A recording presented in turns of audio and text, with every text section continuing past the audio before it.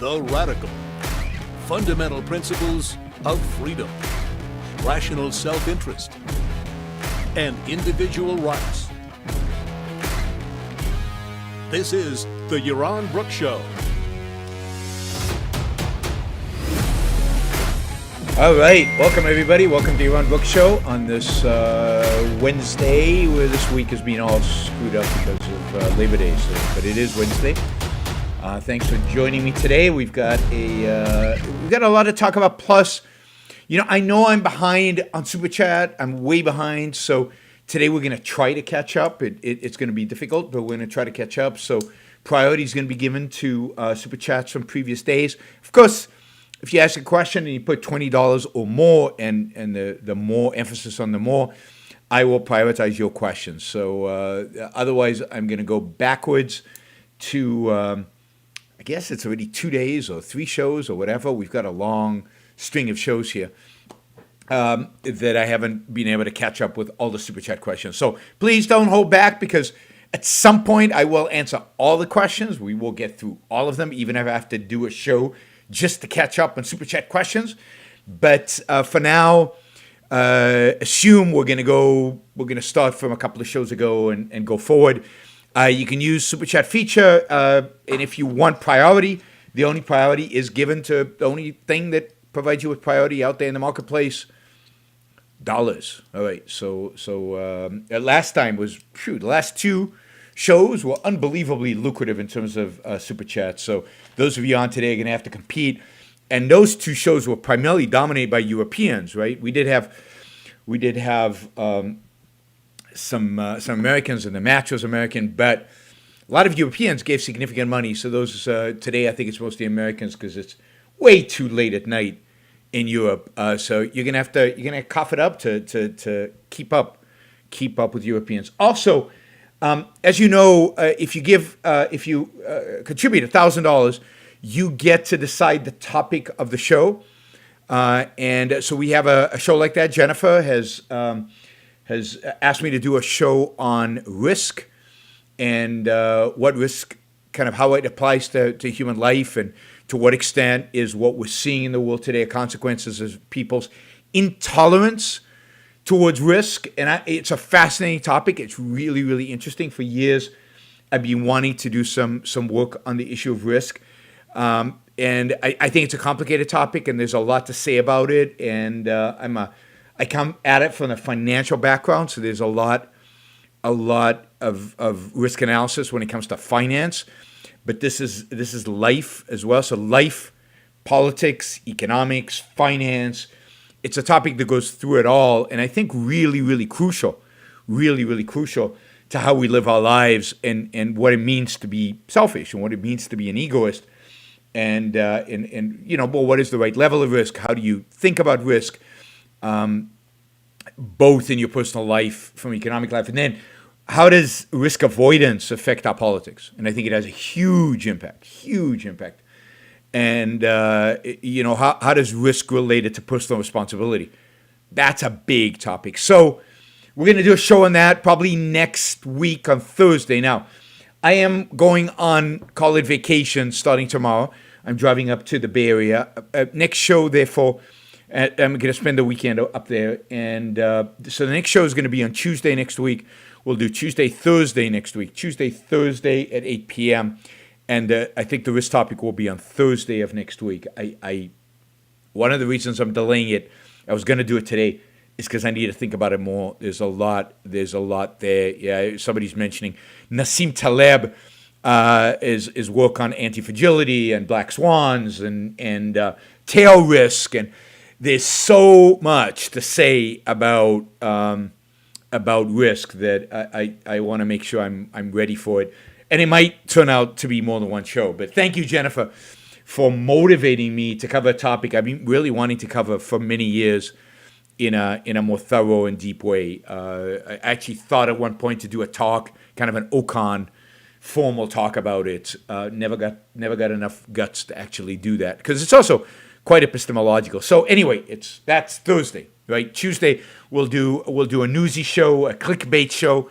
Is that what they call it, right? Everybody complained when I do the other type of shows, which I are more fun and some of you enjoy more. But we have to pay the bills, and therefore I have to do stuff that's more clickbaity, I guess. All right, little distracted because the Celtics game is going on, and if they win today, they go to the finals of the East Coast. So Kyle says he's a Celtics fan and has season tickets. Good for you. If I lived in Boston, I would definitely have season tickets, and so on. All right, reminder, because I see questions here. Just a reminder: if you want to ask a question, use the super chat feature. I've got lots of super chats from previous shows, so if in order to get my attention today, you're going to have to put some bucks behind the questions. I will still answer the lower dollar amount questions that you asked today, but probably next week. So probably on Tuesday. I might even devote Tuesday just to catching up on Super Chat. So I know I'm repeating myself, but people are joining the show. So if you want to ask a question, use the Super Chat feature. It's right below there. By the way, there's also other ways in which you can support the show. You can support the show by just not asking a question, just doing a Super Chat. With $1, there's a name for it. I forget. There's even something called cheering, where you can give money as a form of clapping or something like that. I don't know how that works, but YouTube has added features that provide for support of the show. I think it's trying to compete with Patreon and the other places where creators are being supported financially, and it wants its cut. All right, let's get to this issue of political violence. It's a big issue. It's an important issue. There's a lot of talk about what's going to happen. Election day or the day after the election. There's a lot of talk about the potential for violence post-election. But we're already seeing violence. I mean, we saw violence in Kenosha, Wisconsin. We saw violence in Portland. Of course, I consider rioting violence. I consider breaking store windows violence. I consider looting violence. And in that sense, we've seen lots of violence in the streets of America over the last few months. But if you go back further, we've seen violence from Antifa on and off. For the last 3 years at least, really longer than that. Going into the Obama administration, Antifa was violent, silencing people, intimidating people.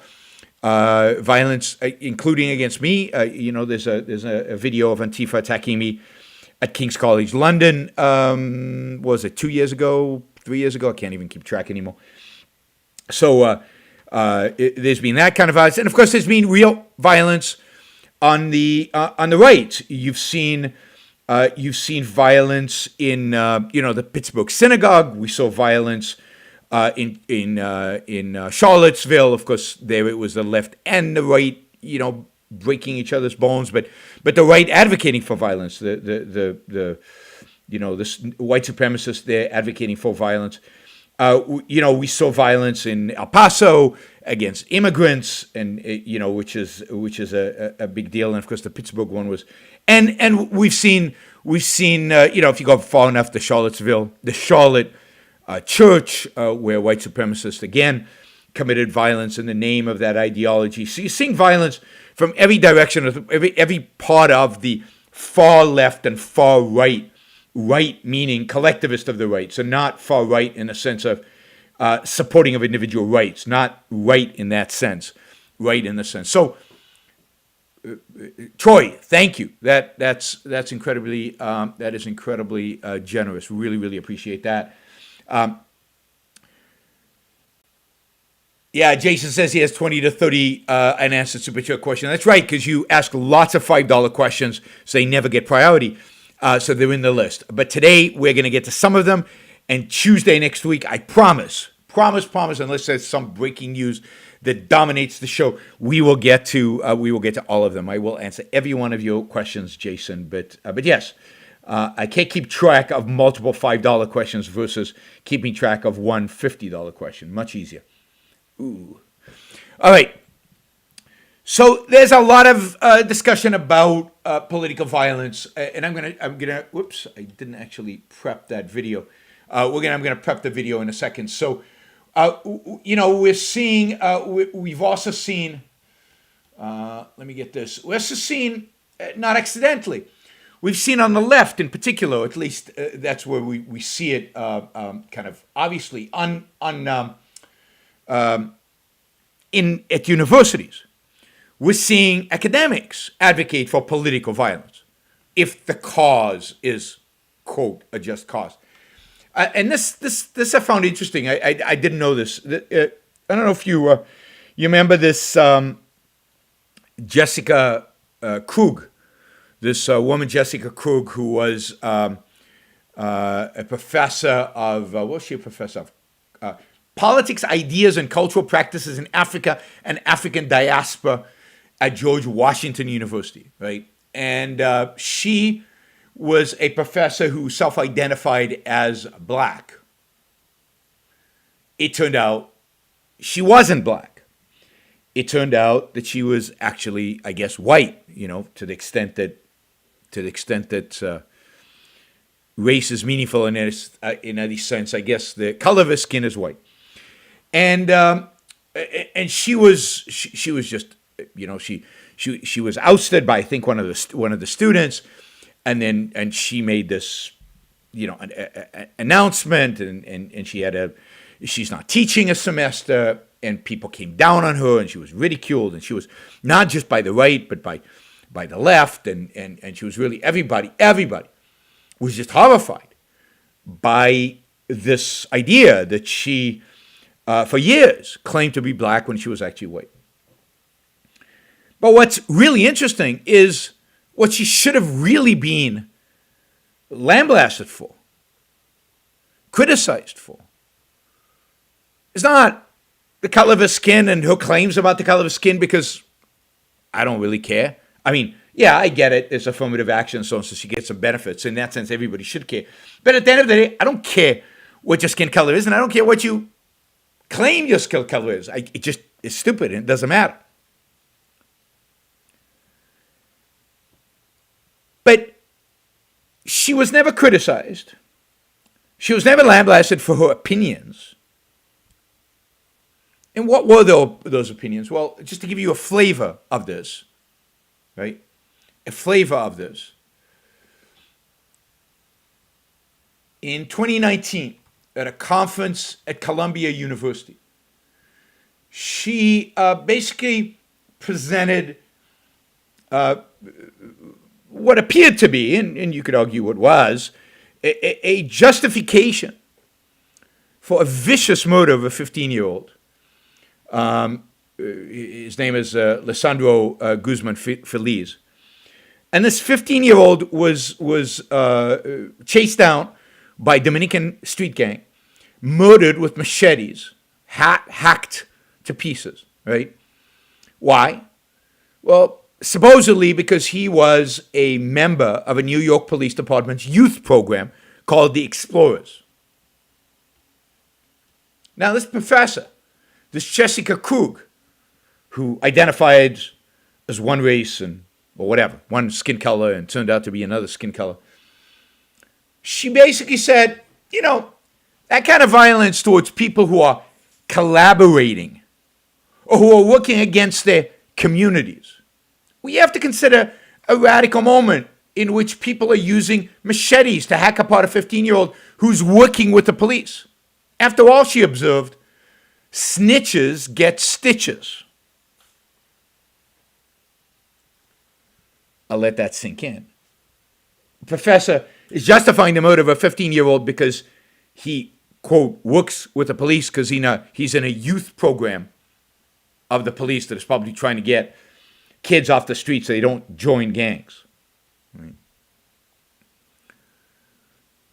I mean, that's what she should have been criticized for. But no, she's not being criticized for that at all. It's the color of her skin and how she identifies in terms of the color of skin. That's what's important to intellectuals and commentators and public commentators in the world in which we live. But of course, she's not the only one. She's not the only one. Generally, the left holds this view that if you're anti policies that are, that are policies they support in any kind of way, then then it's okay to commit violence against you. I actually want to show you a video. It's going to take me a second to set it up, so you're going to have to be a little patient with me. One second. I will get this set up, and sorry about this. No, that's not it. That's not it. Window capture. Okay. Cancel. All right. Let's see. There we go. Okay. Why is that not showing up? Maybe we won't do it. There it is. Okay, it is there. Okay. I'm going to show you this video. It's by a guy named Destiny. He plays video games online and makes a lot of money playing video games online. And this video was watched. I don't know. I can tell you in a minute. Once I find the video, I'll tell you exactly how many times it was watched. It was watched 153,000 times, and he's got 262,000 followers, and this is the guy, and he's talking here about violence against conservatives. So here's his argument. Whoops, let me put on headphones because I need to hear it too. What is the moral argument? Sure. So the moral argument is that conservatives in the United States are already enacting violence on large groups of people, and that for them to respond with violence in kind is something that most people would see as a defensive measure. So the idea is conservatives vote for certain policies that he construes as violent, and as a consequence, if somebody attacks conservatives, it is an act of self-defense, and they deserve it because they voted for people who enact policies that are inherently violent.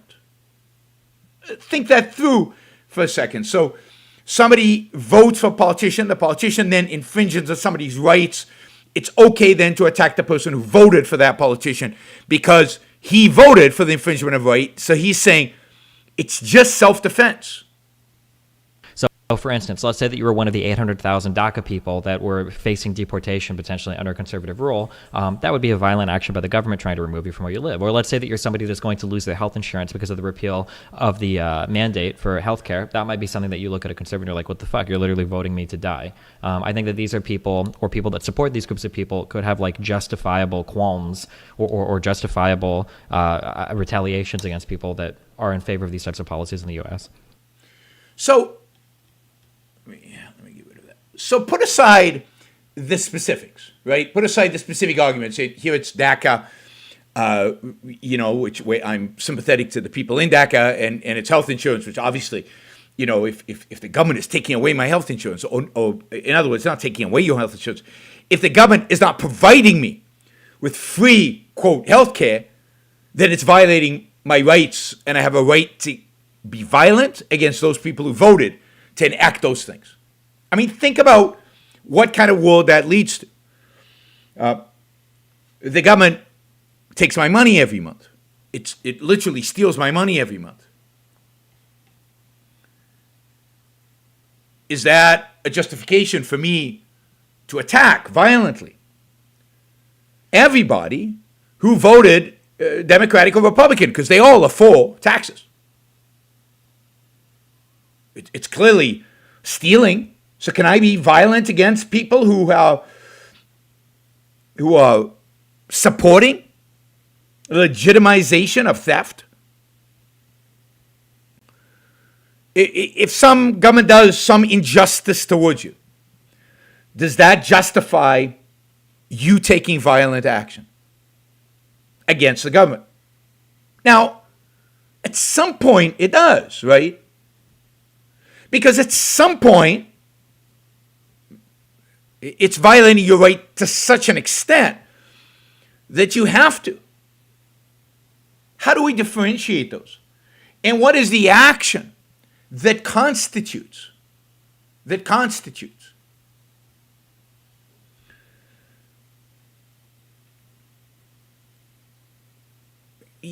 is the action for the government that constitutes such a threat that it's legitimate for you to take up violence? And against whom, then, are you being violent?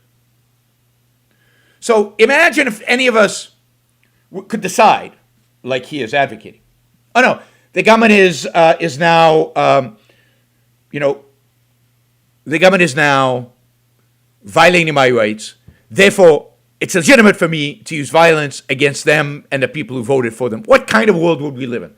What is the name of the kind of society that leads to? Well, that leads to a society that is anarchist. It's everybody has a gun, everybody's shooting everybody based on their political opinion. It's complete subjectivism. What's the standard by which we define one as a real violation of individual rights? But everybody gets to pick and choose when his rights are being violated.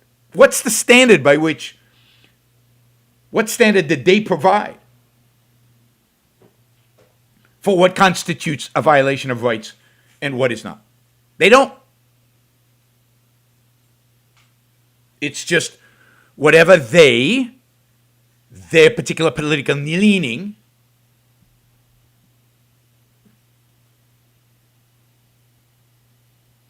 suggests, whether on the far right or on the far left. Now, the far left has the audacity to try to justify this intellectually. Here's a Clemson University, intellectually in academia, here's a Clemson University professor that says, I admire anyone who stands up against white supremacy, violent or nonviolent. He's the one who used the hashtag often punch Nazis, right? Or in more recent time, the same professor has used the hashtag ACAB, which is all cops are bastards, and burn it down. A professor at a university arguing that burning it down is legitimate. Another professor at Oberlin College, right? He writes, protests, even when there is violence, can make it a more salient issue and provide greater pressure on elected officials and candidates. So this is a pragmatic view, right? When we see the destruction of buildings, when we see violence, either by police or by protesters themselves, we actually see greater response by elected officials. So it's a pragmatic response. Nobody takes us seriously. So we have to burn some buildings, maybe shoot some people, maybe loot some stores. That'll get some attention. And since the cause is a good cause, then it's justified. Of course, they wouldn't defend it if the cause was not a, quote, good cause. Or a Texas A&M associate professor of philosophy. In order to be equal, in order to be liberated, some white people might have to die. Or a Dartmouth University professor who has written extensively defending Antifa. Why? Again, because their cause is a good cause. They're just they're acting in self-defense against fascists. It's the name. It says anti-fascists.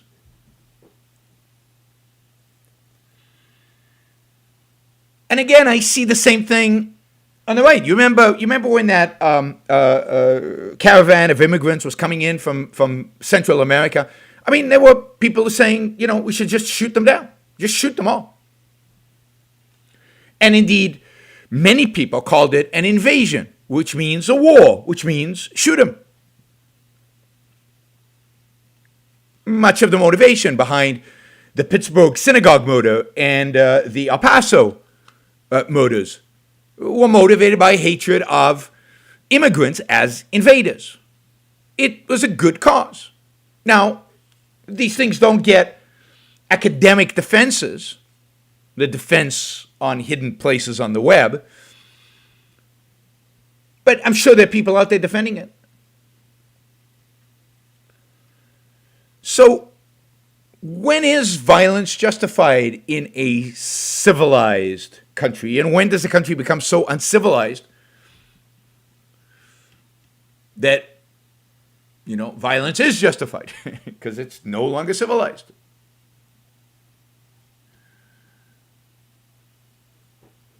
So first, if we still consider America a free country, if we still consider the country we live in free, then violence cannot be justified. You don't like the policies? Then you vote against them. You speak against them. You argue against them. Violence is only a last resort when reason in a civilized place. When either your life is at stake, your life or property directly at stake by a thug who's breaking the law, or if it's the government, violence is only justified when you can no longer speak your mind, or when you can no longer vote the bastards out. As long as we have voting, we don't have a one-party system. As long as we have free speech, which is, violence cannot be justified, because once you accept it, then it becomes anarchy. You abandon any semblance of objectivity about what defines what violating rights and what is not. I mean, that's, at the end of the day, the job of government, even though it defaults on that responsibility. The only context in which violence against government officials, people who vote in a particular way, the only context in which that is justified is revolution. And it certainly is justified when the violations of rights are such that one has no other recourse but to raise arms and go against the government. People, this guy, Destiny, in his video, he talks about the fact that, look, the country was founded on political violence. Yes, it was founded in revolution. And if you're calling for the revolution, then have the balls to call for a revolution and organize one and set one out. But short of revolution, there is no justification for politically motivated violence. And to the extent that people engage in it, they should be condemned, they should be prosecuted, they should have to suffer their fate. The rule of law should be fully enforced. They don't get a free pass because they're fighting for some cause. They don't get a free pass because somehow,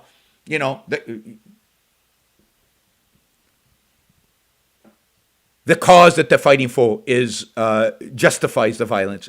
It doesn't. Again, unless the cause that you're fighting for is freedom, unless the cause you're fighting for is individual rights, and you are in an insurrection, you are in literally a revolution. And then it's war. And you have to recognize it's war, and don't be surprised when they start lobbing bombs at you.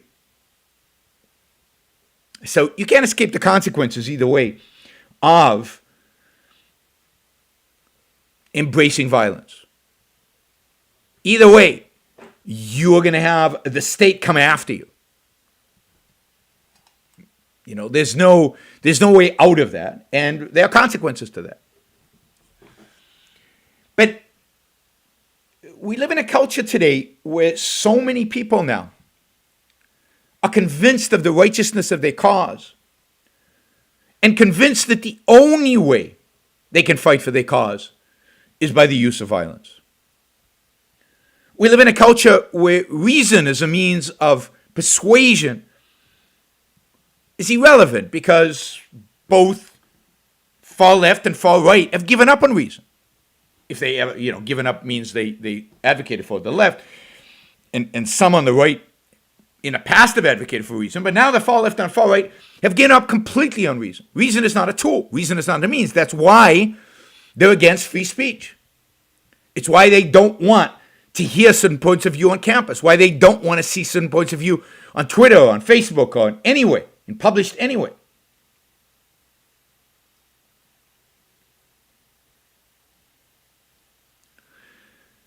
if you give up on free speech, if you give up on reason, if you give up on argumentation, if you give up on your ability to persuade, if you give up on the ability to convince the other side with facts and evidence and data and argument, and you're convinced that your cause is just and moral and good, then what are you left with?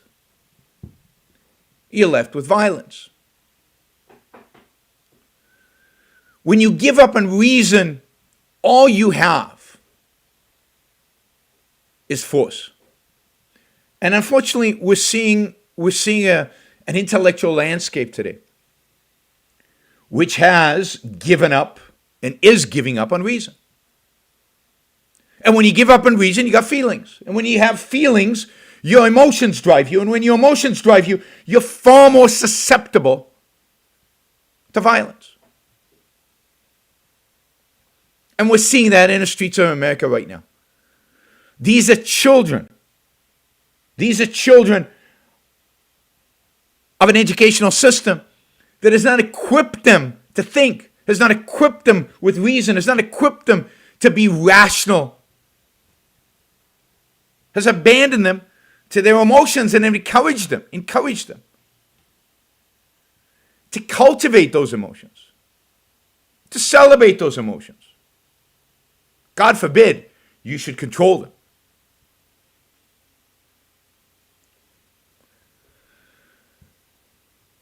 And to some extent, today, as a consequence of this, we're on the brink of a kind of a civil war. We have people on the right who are yelling and screaming emotionally, without argument. And you've got people on the left yelling and screaming emotionally without argument. And you've got a president and an opposition party that are basically threatening and suggesting that they will not recognize an election. You've got supposedly this meeting of leftist activists getting together, talking about demonstrations and riots and occupying space after the election, immediately after the election, unless Biden wins in a landslide. I'm sure there are groups on the right having similar debates and similar discussions about how to rally around Trump if he seems to be losing by a small margin. We are on the brink of potential real violence on a significant scale in American streets. Something I think many others would have thought unthinkable even a year ago. Now I know people who thought Obama would never leave the White House, so they were already ready back then. But just unthinkable that in America we would, not exactly like, but like in Belarus, there's even a possibility that the president or the challenger would not recognize the outcome of an election and would actually send their people out into the streets to fight over this.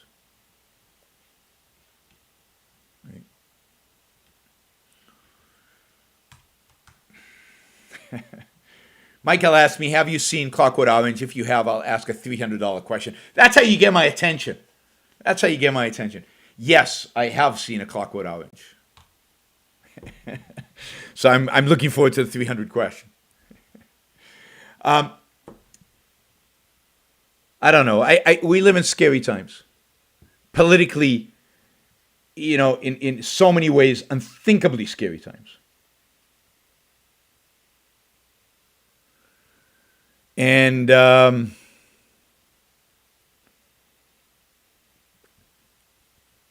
get caught up in this. Don't get caught up in the justification for violence. Now, there might come a time where we will have to declare a revolution, but let's hope it's not soon, because if we did, we would lose big time. So it'd be better if we if we wait until we have kind of the strength and the numbers to have a shot at winning it. All right, so it's we have to. I think we have to talk more about the evil of violence. We have to talk more about reason and the importance of reason.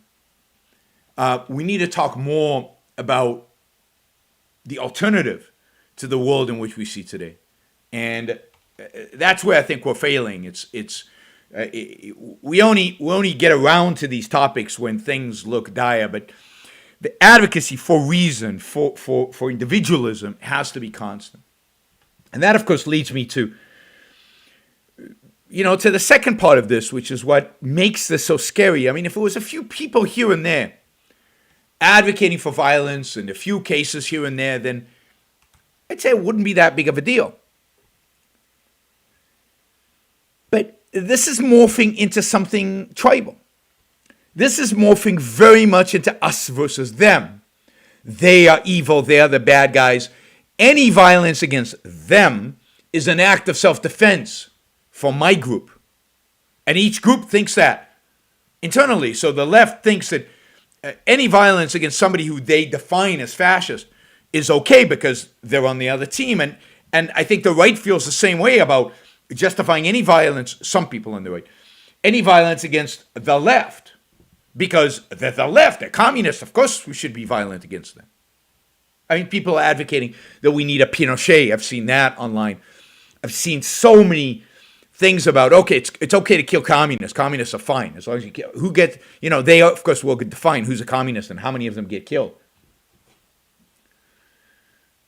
So there's a general us versus them tribalism combined with this irrationality, combined with this emotionalism, combined with the rejection of reason, is what creates an environment in which you could see a dramatic increase in violence. Somebody asked if I think it's possible that we see a civil war. I don't think we'll literally see a civil war because I still think that there's enough reason and rationality. The American system of government still works well enough that I think if there was real massive amounts of violence in the streets, I think the military would come in, suppress it, and then go home. Not like Banana Republic, where the military suppress it and then stay and become the governing institution. I think it would go home. Now, that would be really, really sad to see that happen. To need the military to literally suppress political violence. We're not just talking about riots, but political riots, political violence. It'd be horrifically sad to see that.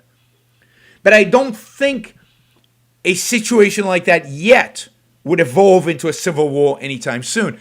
I think that if Trump really loses the election and refuses to leave the White House, which I don't expect to happen, but if it does, I think the military would escort him out. And I don't think that would lead to a civil war.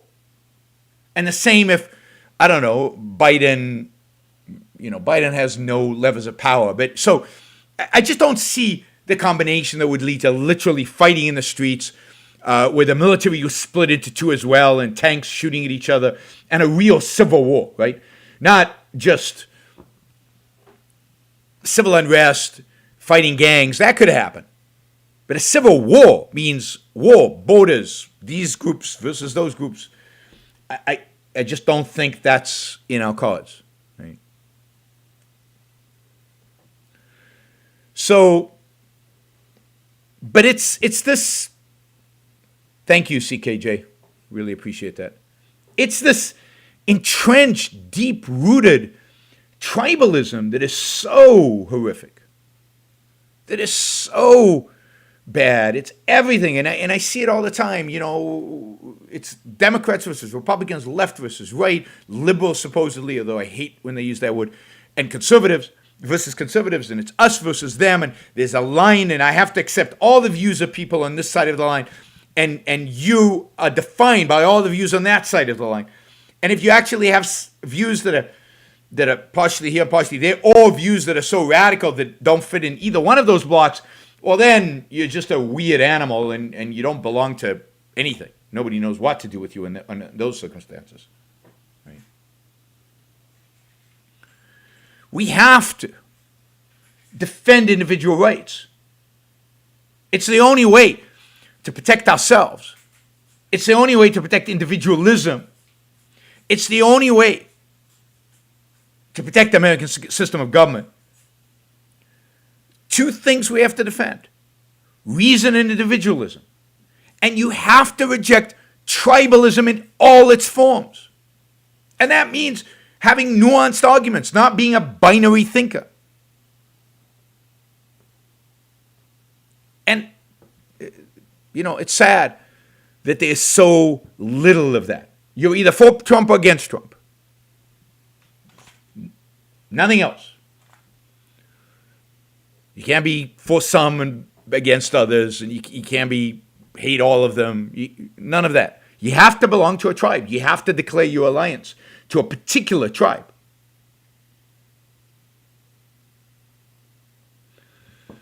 All right. So I guess I want to warn everybody from this tribalism and from the negation of reason as the means by which we debate and discuss. Once you abandon that, once you abandon argument, once you abandon reason, all you have is violence. And we lose. We all lose if that is embraced. All right, let's do a few of the $20 super chats, and then I'm going to say something about Bob Woodward's book, and then we'll do some of the older super chats or some of the new super chats if they come in. What psychological barriers are not chosen? Well, it depends on what you mean by chosen, right? When they were chosen. So I think many psychological barriers we have were chosen when we weren't fully aware of the choice we were making. That is chosen, let's say, in childhood, where we didn't have, we weren't conceptual necessarily.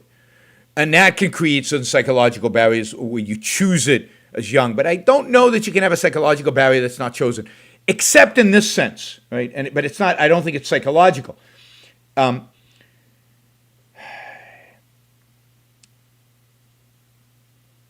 This is way above my pay grade. It could be that you have a particular, that you're born with, and because of accident or somehow, there is some kind of chemical imbalance in your brain that causes you to feel things that are detached from reality. Now, I don't think I or anybody really understands how that all works, but that is a real possibility, and that could create psychological barriers, but they're not really psychological, they're physiological. So the psychological, I think, is ultimately a consequence of the chosen. But it could be chosen when you're very young and you don't know what you chose, and only later do you suffer the psychological consequence. For example, I think I've used this example before. You develop a fear of dogs as a child, and now as an adult, because you chose to be afraid, and you associate. You've made conscious, in a sense, as a child, between dog and fear. And, that's, as an adult, you just fear dogs, and you don't know. It's psychological. So it's not chosen in the moral sense, because it's being conceptual. It's being in full command of one's faculties. I mean, it could be that sexual orientation is like that. It's a psychological choice, if you will, made before you're aware of the kind of choices you're making. There's a consequence of that. I don't know enough about it. But the point is that you could have a certain psychology that you are not aware of the choices that led to it. Oh, religion is a good one, right? You could have all kinds of issues related to your religious upbringing that as an adult, you don't have the connection. You don't know what choices led to it, to having these feeling of, I don't know, original sin, a feeling of guilt that is undeserved, and all kind of stuff like that. And it's, it's psychological imprints on you that are developed when you were very young, before you're conceptual, and you could call it it's not, you didn't really choose it because you weren't in a position to make a choice. You weren't old enough to make a choice. You chose it, but there's no moral blame associated with it, with the choices. You made a mistake, but you couldn't have done otherwise or you could have done otherwise, but you were so young that you cannot be held accountable for the choices you made, right? And the consequence of that is having a bad psychology. All right, some psychologist is going to have to explain this better than I just did. I've noticed, this is another question, I've noticed libertarianism has gotten more mainstream in the past 10 years. In the next 10 years, will objectivism? Yeah, I mean, I think ultimately, I think it takes a while. I think objectivism is much harder than libertarianism. Objectivism is challenges much more fundamental beliefs and has something to say about much more fundamental issues that are much harder to, in a sense, get out there and argue for. Libertarianism is basically a mishmashy kind of political philosophy. It's not even clear what it is. Essentially, there are all kinds of libertarians. It's primarily economic. And, objectivism, it has something to say about ethics. And there it goes up against religion, for example. That's a tough matchup. So its influence is going to take a lot longer. A lot longer. Unfortunately, objectivism is confused with libertarianism because people only want to look at the end result. But even when it comes to the end result, i.e., let's say freedom or capitalism, it's not the same because the many libertarians are anarchists, and that's not freedom, and that's not capitalism. And even among libertarians, there are many disagreements about what a free society looks like, and what role of government has, and what does political freedom actually mean. Yeah, there's the non-aggression principle, but there's huge disagreement about what that means, and even when it applies.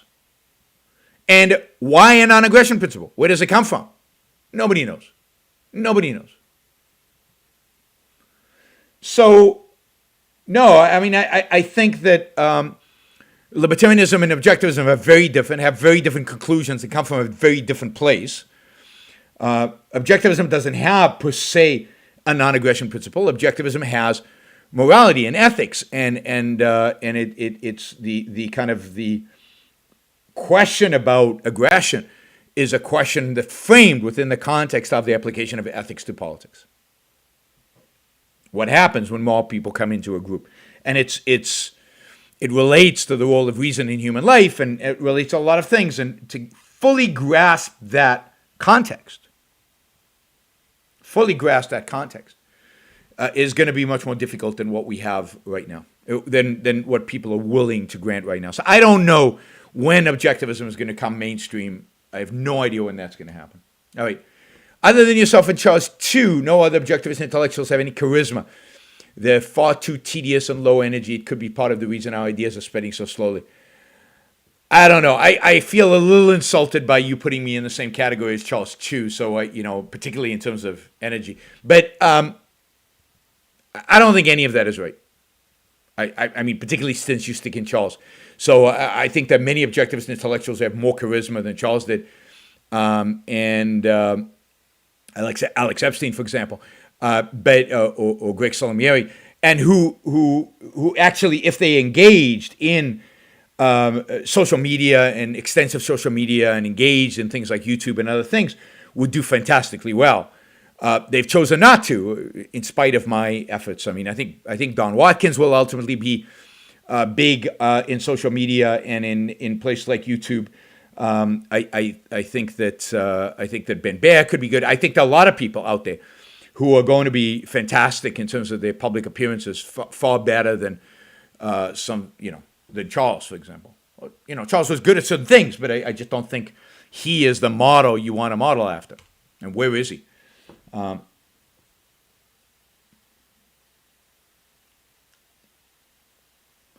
right, let's see. I enjoyed Alex Epstein's recent article on Rockefeller. It's not recent, it's old. It was written a long time ago.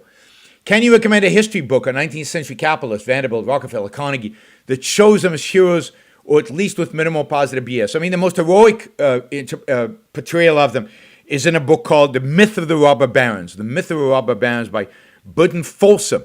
Burton Folsom, and all his books are excellent. Myth of the Robber Barons. I forget the names of the book, but there's a book about Michigan entrepreneurs. They're all excellent. They all portray industrialists and businessmen as heroes and as good guys.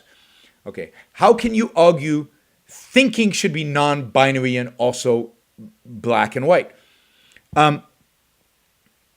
Well, what it means to say that thinking is not binary is that you're not in every position in life presented with a choice that has only two options. In driving, you could reach an intersection where there are 3 different options you can take, 5 different options you can take, 10 different options you can take. Things in reality are not binary. And boiling everything down to 2 is just wrong. Now, in morality, there is life versus death, right and wrong, black and white. But that's in morality. I mean, even in morality, it's hard sometimes to tell what is black and what is white. And there are, if you would, in a sense, shades of black. There's no shade. There are different levels of immorality. So even there's nuance between, a relative innocent lie that you tell, I don't know, your kids, which you probably shouldn't, but a relatively innocent lie, to Bernie Madoff stealing everybody's money, to a mass murderer, right? That's shades. They're all black, and they're all immoral. They're all wrong, in that sense, the binary. But then within them, there's levels. So, and thinking is not just about morality. Thinking is about a lot of things. And I don't know why everything has to boil down to 2 possibilities. There's nothing in reality that suggests that there are only 2 options about anything. I mean, except, the fundamental choice of to live or not to live. And even then, not living, there are all kinds of ways you cannot live. But the binary is there, live or not live. And there's certain things in life that are binary. But not everything's binary. There's certain things in life that are, black and white. But not everything's black and white. Reality is filled with a variety of different options. It's filled with variety. And thinking can be constrained by, there can only be one of 2 answers. It's just not the right way to think. And I'm sure there's, a better answer than that by an epistemologist. We'll have to get one in to talk about binary thinking and non-binary thinking and black and white. All right, let me say a few things about Bob Woodward's book.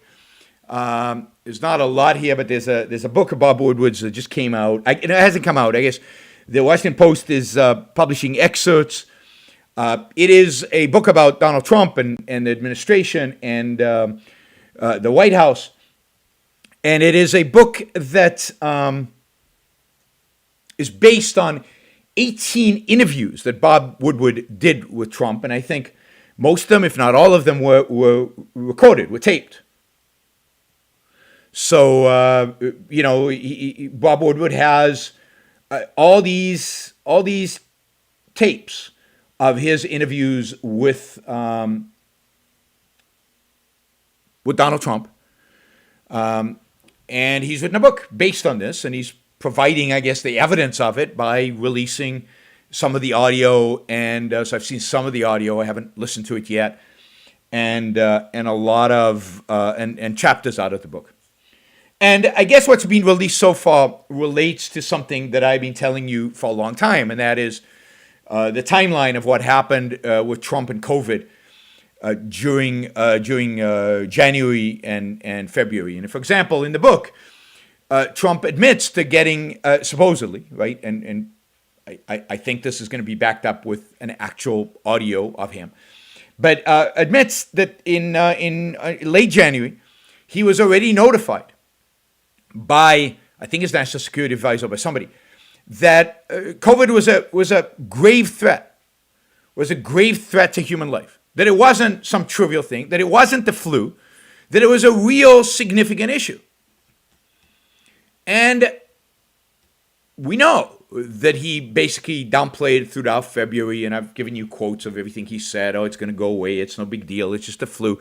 Don't take it seriously. Don't think about it. We don't need to do anything really about it. And at the same time, the two entities under his authority, the FDA and the CDC, completely blew it. And in the book, Woodward describes all this and describes Trump's attitude towards that, where he now rationalizes it in a sense that I didn't want to get people panicked. And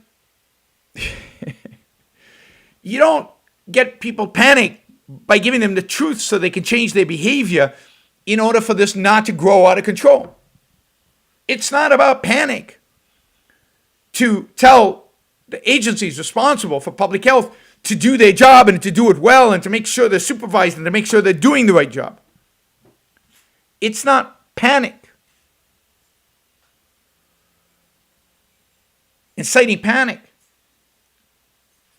to take a leadership position, have a plan, execute on a plan, and deal with the issue, deal with the pandemic. But one of the things that seems to come out of the book, and again, we'll see as we get more of this, and I thought this was it's an interesting philosophical point that goes to the heart, I think, of Trump's character.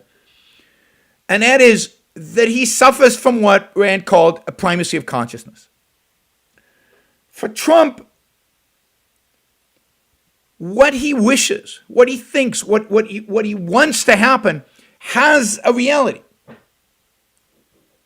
Reality is what he wants to happen. So when he says, oh no, the virus is just going to go away, he's wishing it to go away, and there's a reality for him in that.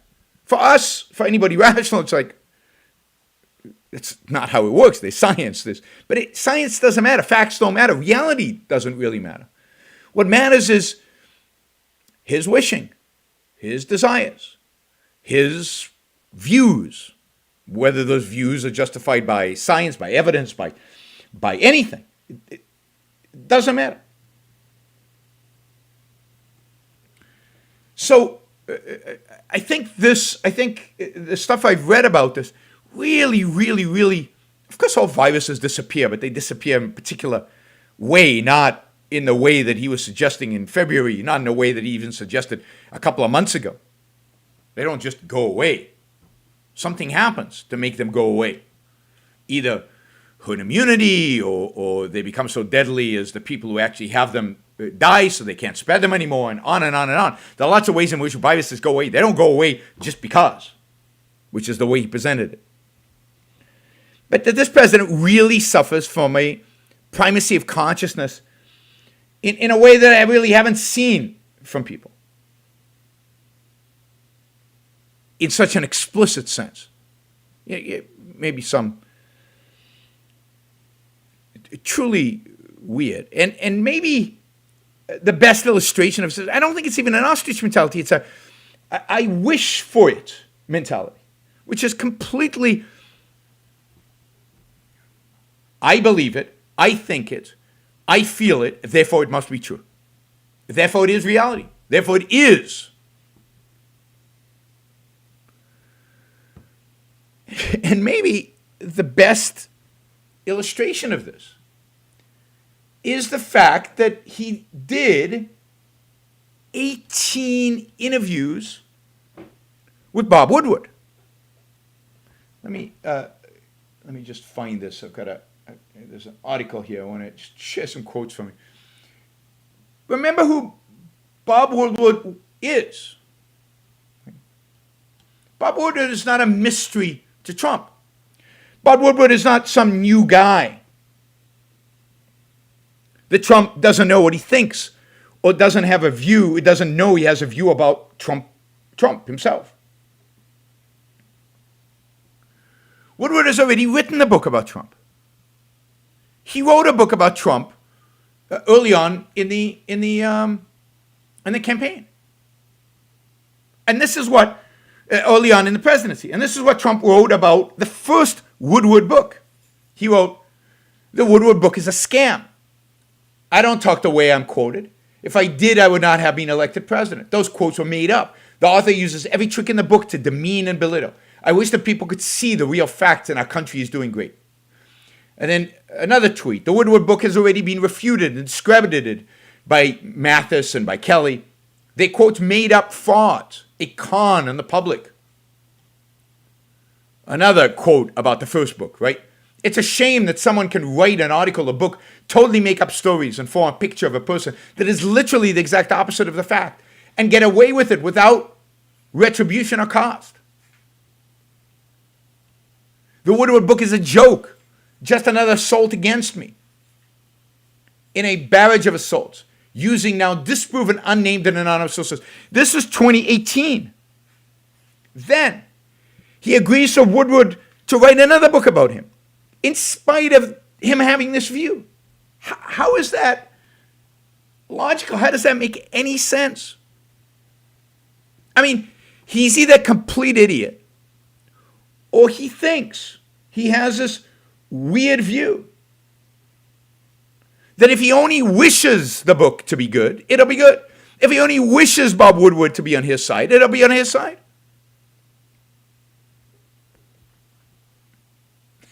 It's hard to imagine. It's hard to imagine why he would allow Woodward to write this book about him. Again, allow in a sense of granting 18 interviews, including in the midst of COVID. What is he thinking? What does he think is going to happen? Who is he trying to sell?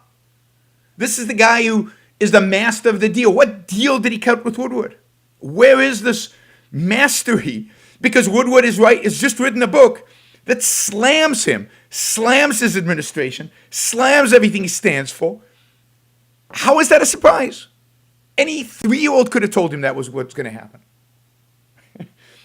It can only happen to somebody who's completely and utterly detached from reality. Completely detached from reality.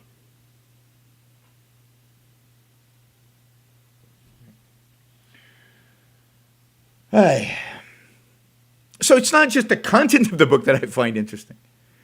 It's the fact that the book exists is stunning. Right? It's stunning. Now, what's really going to be interesting is if these recordings that Woodward has made of these conversations with Trump actually gets released. And we actually, see whether Woodward is right or not, whether he's depicting the president the way he should be or not.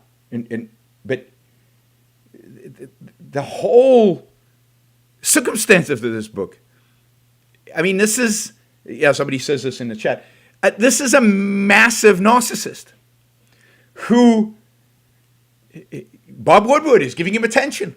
Why not? Let's try again. Failed last time. We'll try again. What the hell? We're not going to think about who Woodward is and his motivations and what's going on in the country and what's going on in the world and how I'm doing as a president. No, he's so convinced he's brilliant. He's so convinced he knows everything. He's so convinced he can charm anybody. He's so convinced of his own. But what the hell? He'll take somebody who is says is a liar and against him and hates him and everything, and he's going to give him another shot. Give him another shot. Who does that?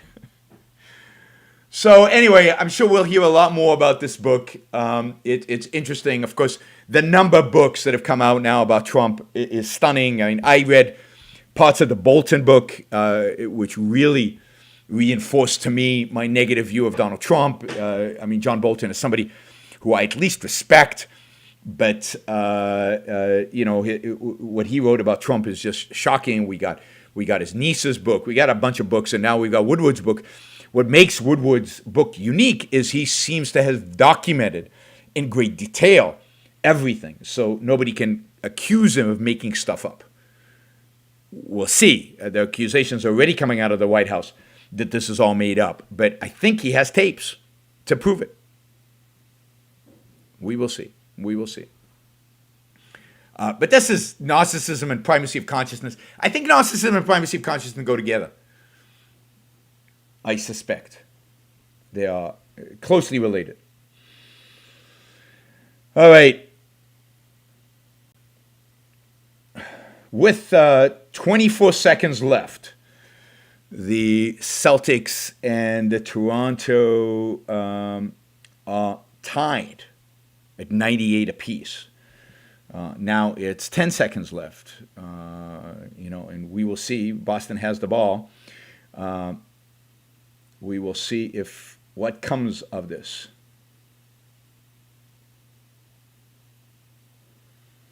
Ooh, is a massive chaos. All right. I'll try not to focus on the game.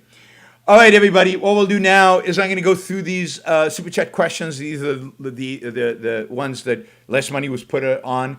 We'll see how many we get through on these. And yeah. I don't know what. Why is Derek surprised that we got some money? That's Australian dollars. Derek feels left out because he wasn't pushing people to give money, and they give money anyway. All right. Of course, you can still ask Super Chat questions if you want them to be answered today. They have to be over $20. Everybody who has asked a question today that was less than $20 will have to wait for an answer because I have like 40 questions. All right, here we go.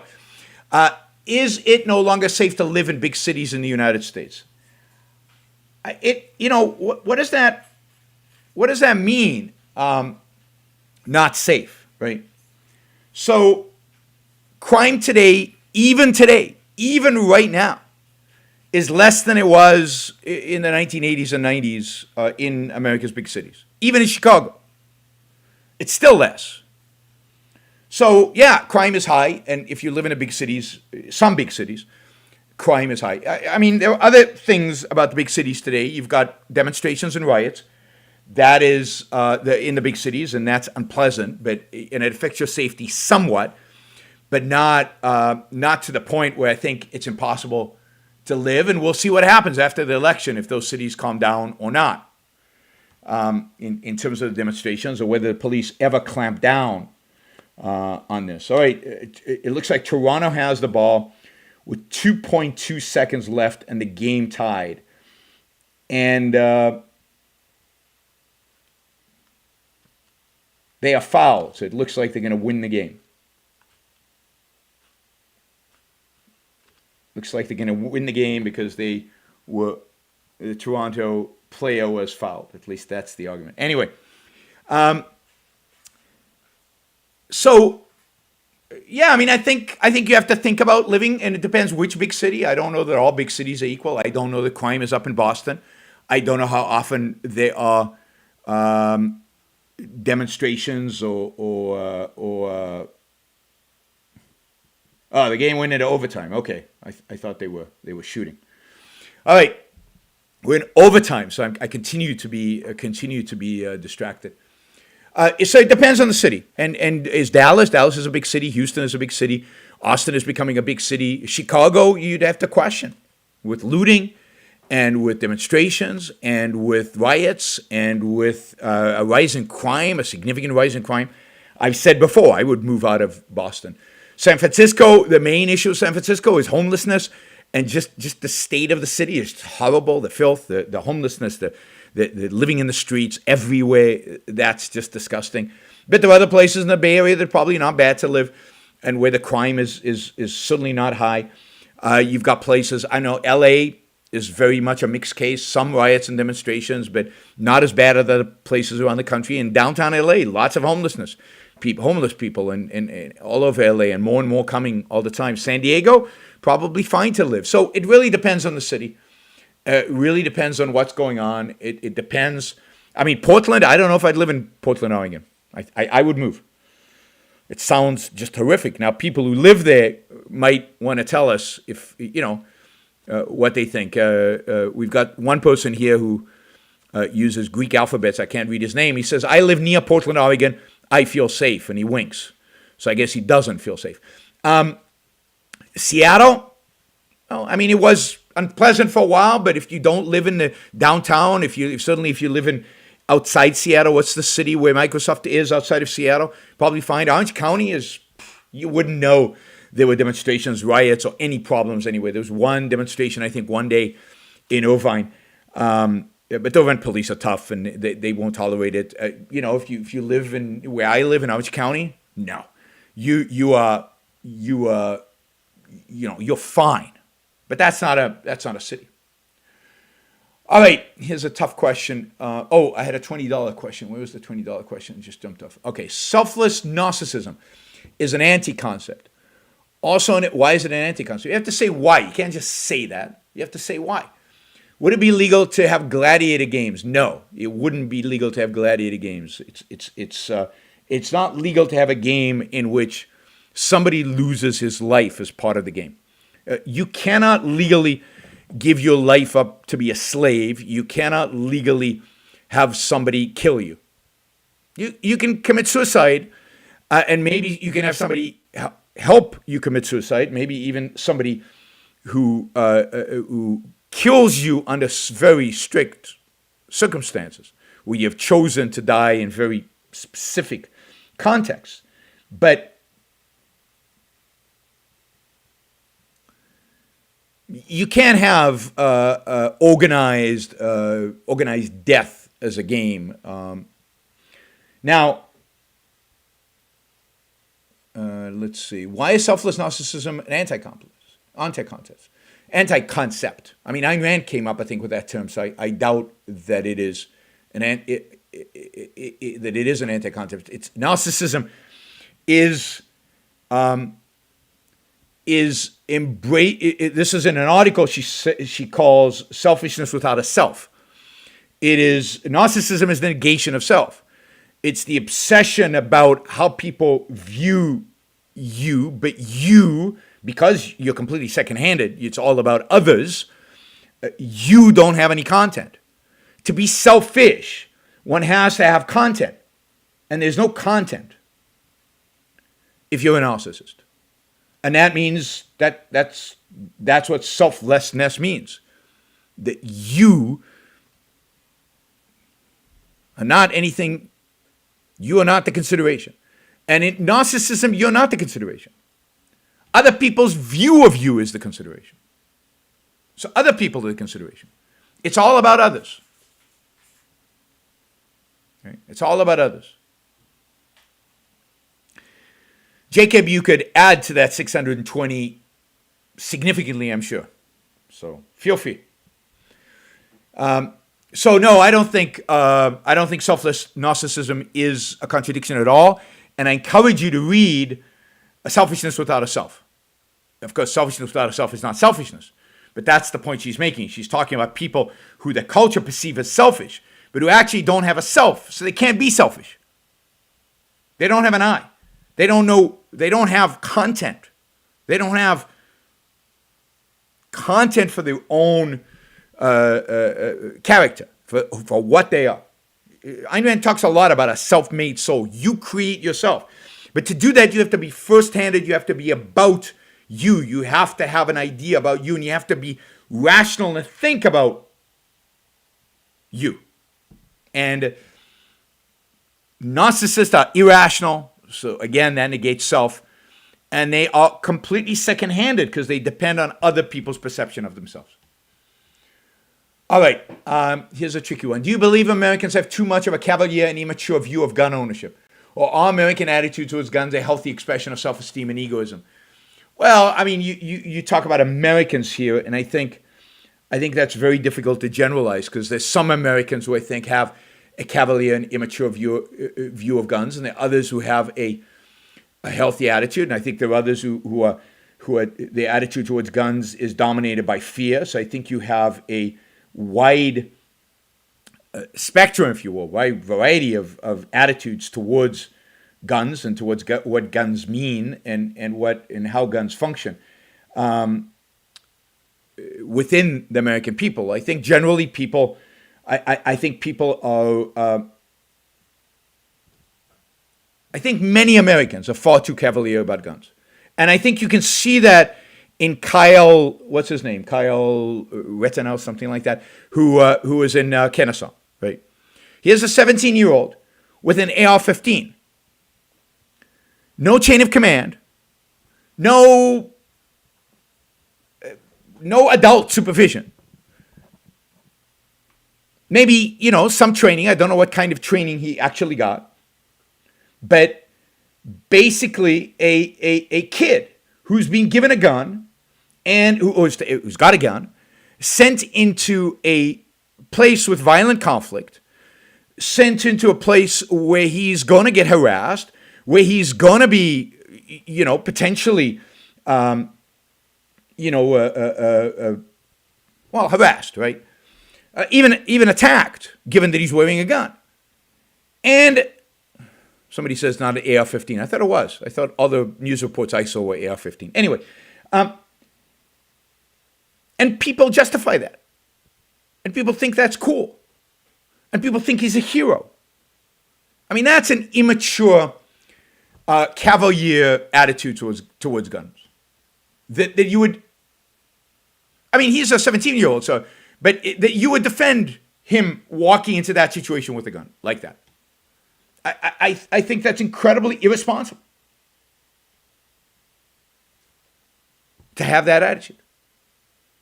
So I think the right attitude towards guns is to recognize that they are instruments of death, that they are deadly, right? That they are,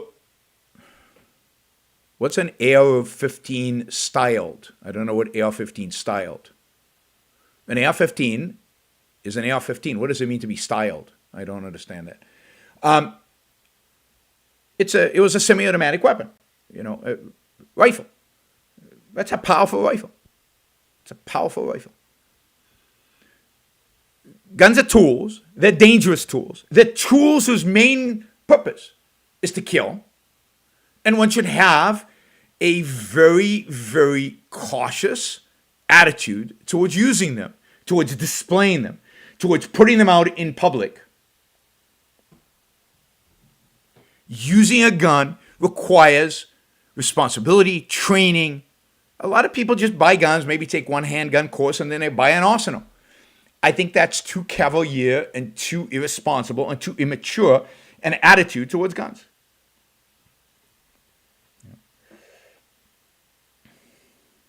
And then that's not to say nobody should have guns or nobody should display guns. There's a context.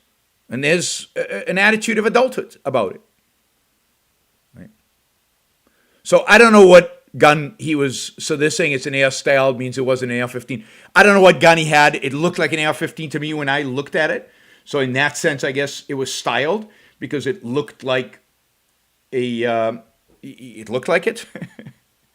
I don't think it was a caliber 22. It didn't look like at least a caliber 22. So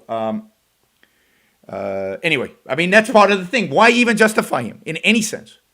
He's 17.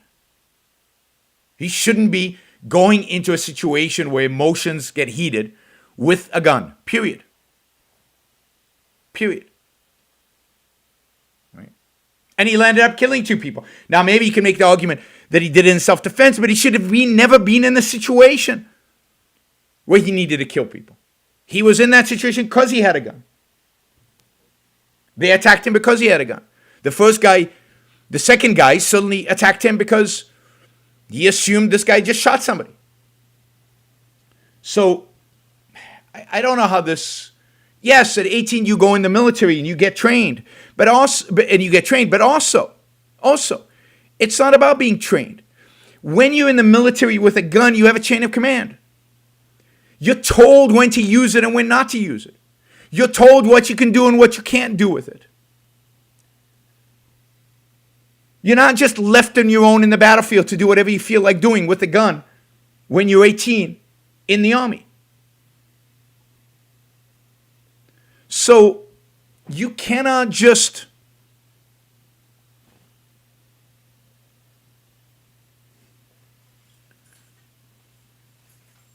you cannot just compare it to somebody in the military. Again, chain of command matters. Military discipline matters. Military training matters. Military training, which is not just training in how to use a gun, but under what circumstances, how to comport yourself, how to deal with difficult situations. All of that matters. All right. Looks like my Celtics are going to lose this game. Does the fact that so few intellectuals like Ayn Rand seriously mean most intellectuals are corrupt and evil? Why were the intellectuals during the Enlightenment so much better than what we have today? Well, they're so much better than what we have today is, well, it's because the intellectuals we have today came of grew up, were influenced by the intellectuals that came before them, and they are primarily, the German Romantics, people who rejected reason, who established altruism philosophically as a moral theory, and who basically destroyed the Enlightenment. I think the intellectuals of the Enlightenment were much more rebels. They were discovering science for the first time. They were discovering reason. They were discovering individualism. They were rejecting religion, or at least religion's place in the world.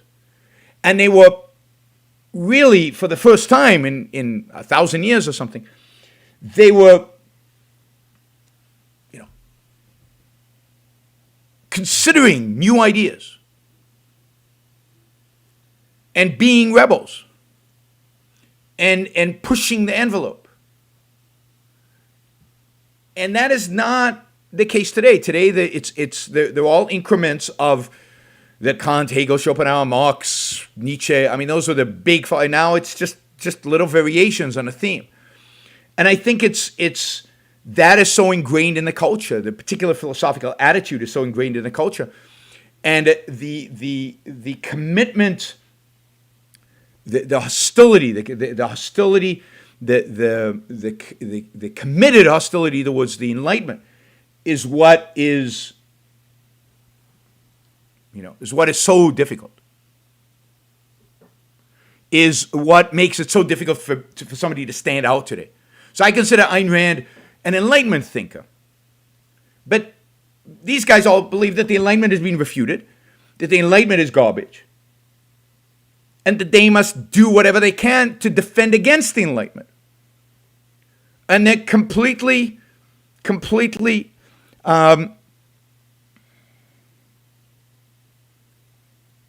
accepting or completely bought in to that idea.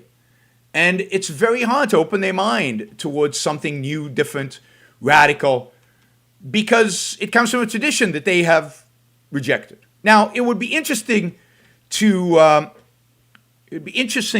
talk to somebody in philosophy and ask him why he thinks, there's so this dominance of these ideas is there, and why they have such a hard time with Rand. But I think the primary reason they have such a hard time with Rand is because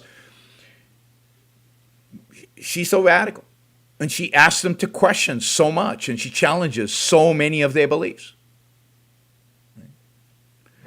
What do you make of Nancy Pelosi's haircut hypocrisy? Salons for me, lockdowns for you. Well, I mean, everybody's a hypocrite. I mean, what politician isn't? I mean, I think it's horrible, but why is it surprising to anybody? They all do it. They all do it all the time.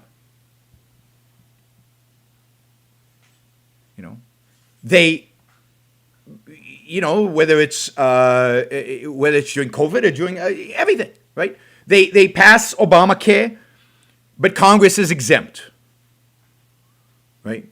And Republicans rile against insider trading, and then when they get new information, they trade on inside information. And then for years and years and years, Congress was exempt from insider trading.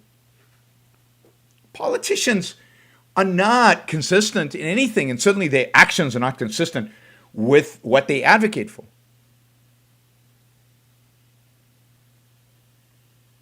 So it doesn't surprise me.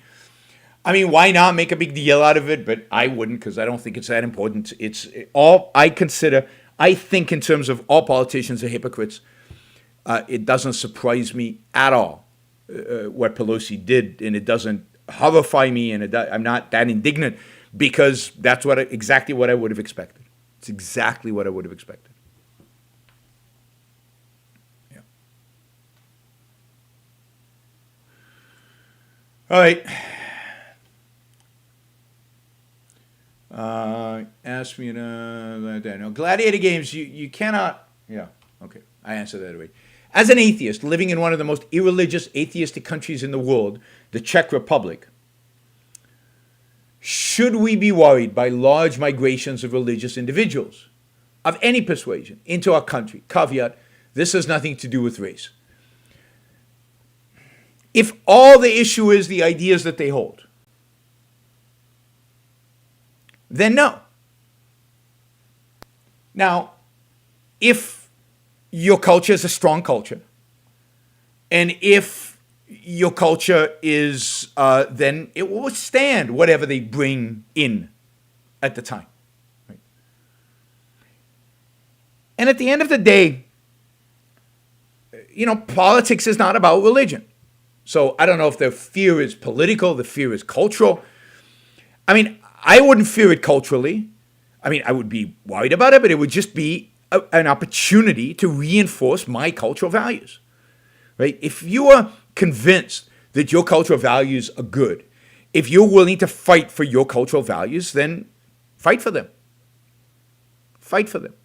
But once you start discriminating against people because of religion, which means because of ideas, because you could ask exactly the same question about, I live in a country that's generally, Aristotelian, and Kantians want to come in, or Marxists want to come in, or postmodernists want to come in, or, I don't know, mixed economy types want to come in.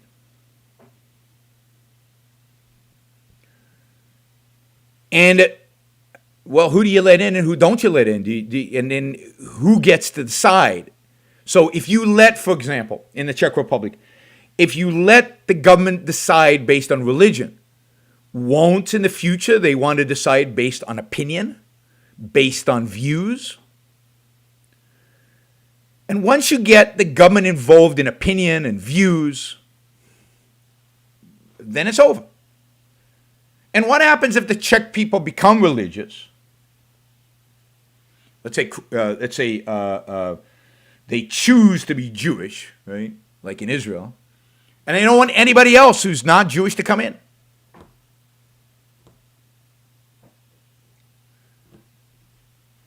Including atheists. What if they ban atheism?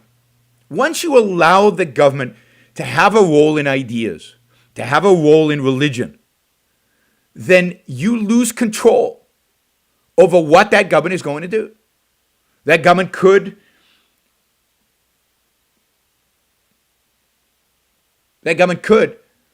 in an instant, embrace a set of ideas that you reject. Embrace a set of ideas that you don't like. Embrace a set of ideas that is antagonistic to freedom, antagonistic to atheism. You have to keep government out of the realm of ideas. That is a fundamental principle. It's the principle behind the separation of state from religion in the American Constitution. But I think it should be stronger than just a separation of state from religion. It should be a separation of state from ideas. Government shouldn't be engaged in determining which ideas are right and which ideas are wrong, which ideas are welcome in the country and which ideas are not welcome in the country.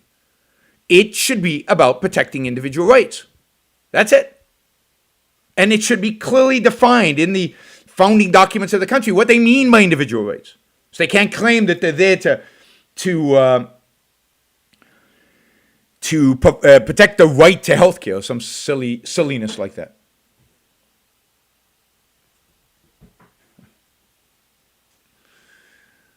So I am against, under all circumstances, except war,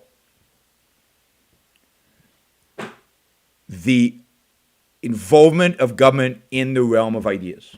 And, I am fine with rejecting Muslim immigrants while we are at war with a significant portion of the Muslim world. Right? But once that war is won, which it would be if we fought it, then that consideration is gone. You've won. During World War II, we were at war with Germany, and you didn't have German immigrants into the United States. Right? And I think that was legitimate.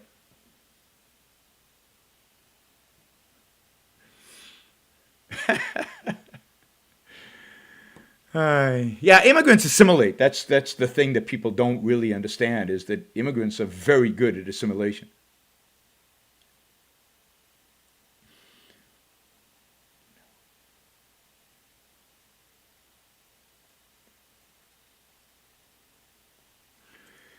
All right. My dad would fly to Dallas and back every business day. The value added to his life and family was huge. That, but wasn't measured by anybody. That was when I talked about the immense value of airline deregulation and the market for airlines and all that has done for the world. Can you provide a moral defense as to why we need property rights? All right. We need property rights. So the fundamental right we have is the right to life. It's the right to engage in the actions and activities that are necessary for human life, for human survival and success, free of coercion. Now, the most essential action that a human being must engage in order to survive, and certainly in order to thrive, is to be able to produce the material needs to eat, to house, to clothe, and to gain the other values that he needs, money. So, at the very heart of life is production. There is no life without production. So, the activity, the main activity that, a dominant activity that the right to life protects is the right to produce. And what does it mean to produce if you're not the beneficiary?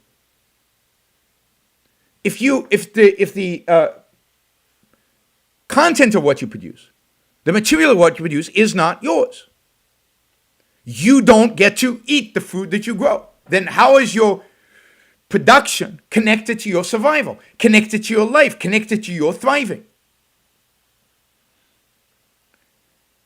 It is necessary for human survival, for human flourishing, for human existence, that the producer be the beneficiary of his production.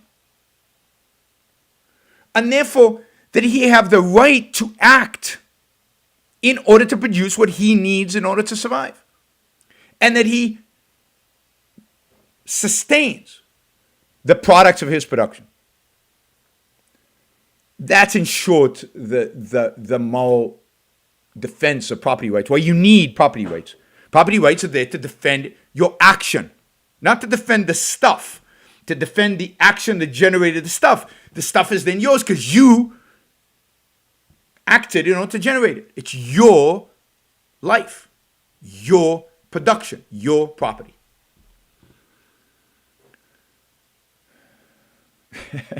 So we got intellectual Trumpsters joined the chat. Yay! He's come to insult me. All right, we'll do this.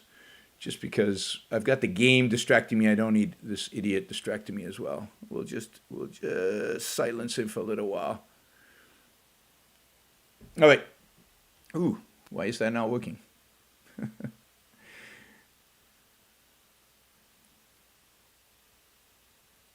There we go. All right. Put him, silence it for a little while. That is definitely less distracting without him there. Let's see.